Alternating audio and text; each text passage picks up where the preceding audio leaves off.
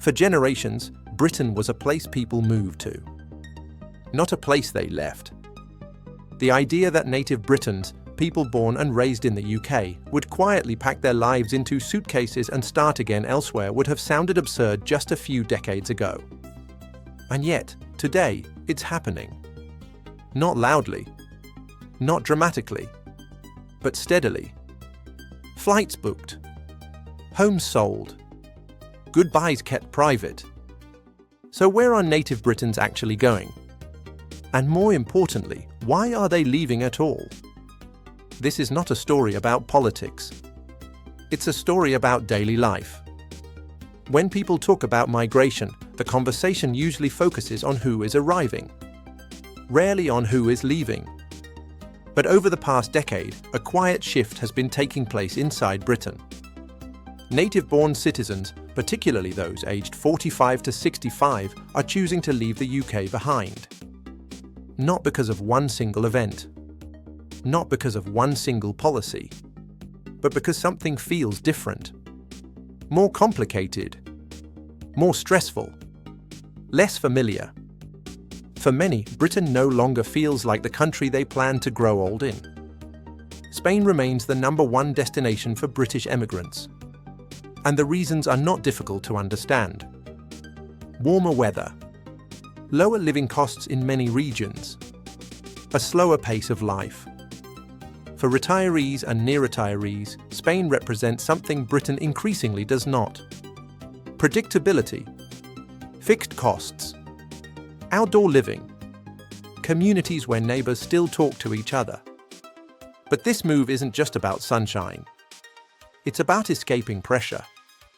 Pressure from rising energy bills. Pressure from housing costs. Pressure from a healthcare system that feels stretched. For many Britons, Spain feels like stepping back into a version of life Britain used to offer. France attracts a different type of Briton. Often rural. Often seeking space. Often tired of crowds. Small French villages offer something increasingly rare in Britain: quiet stability. Healthcare is accessible. Food is affordable. Daily routines feel human again. For older Britons, France feels familiar enough not to be frightening, but different enough to feel refreshing. It's not about luxury. It's about breathing room. Portugal has quietly become one of the most attractive destinations for British retirees.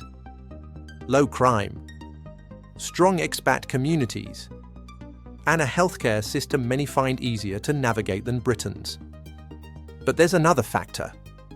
Portugal doesn't feel rushed. Life moves at a slower tempo, something many Britons say they didn't realise they were missing until they left. Not all Britons leaving the UK are retiring. Some are starting again. Australia and Canada attract Britons who still want to work, but want a different balance. More space, higher wages in certain sectors, a sense that effort is still rewarded. For many, these countries feel like Britain once did, just larger, newer, and less crowded. Despite different destinations, the reasons are strikingly similar. People talk about rising living costs, pressure on services, feeling like strangers in their own cities, a loss of social trust. This is not nostalgia. It's not about going backwards. It's about stability. Many Britons aren't chasing a better life. They're chasing a simpler one. One surprising detail appears again and again. People rarely announce their departure. There are no goodbye parties. No public statements. Just quiet exits. Why? Because leaving Britain often feels uncomfortable to explain. There's guilt. There's fear of judgment. There's the sense that admitting dissatisfaction somehow feels disloyal. So people leave quietly. And Britain loses them quietly too. This raises a difficult question. What happens when a country loses the people who plan to stay?